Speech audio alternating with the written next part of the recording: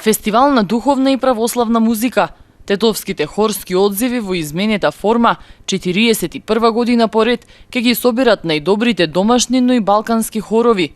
Овој пат во хорското пеење ќе се ужива во црковниот амбиент, во храмот Свети Кирил и Методи во Тетово и во новата концертна сала, која свечено ќе биде отворена во рамките на Лешочкиот манастир.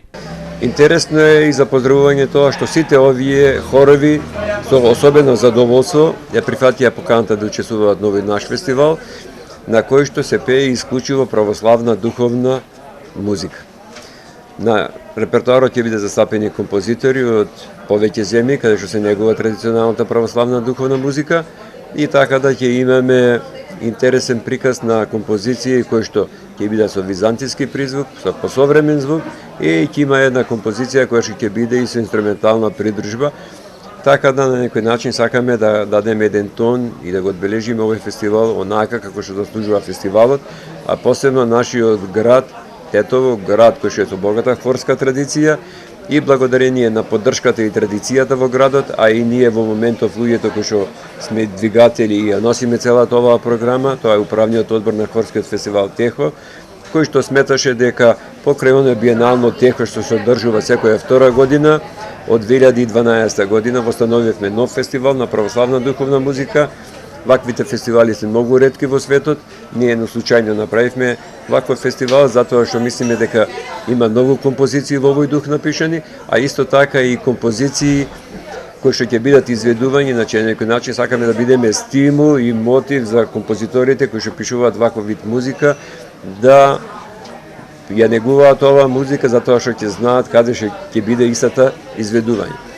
Покровител на фестивалот и Министерството за култура со помош на општина Тетово, но средствата кои се обезбедуваат не се ни половина од она што е потребно за целосно организирање на околу 500 учесници. Државата ни дава минимални средства. За жал сметаме дека тие средства се многу мали во однос на тоа колку кошта тех. Ние добиваме 100.000 денари и 1.600 и неколку евра доаѓа. Значи тоа е многу мала, да не карикирам сега, да не бидам вулгарен, сума која што навистина е минимална. Техо со својата традиција и со своите квалитети и со можности, затоа што Техо е на некој начин е амбасадор и презентер на македонската хорска музика, има и издавачка дејност, не заслужува толку малце пари. Се надевам дека и Министерството ќе има повеќе слух и ќе направат проценка дека Техо навистина заслужува. Благодарност и до општина Тетово која што ни помага и минатиот пат и сега, и се надеваме дека луѓето имаат слух и затоа стојат за тоа.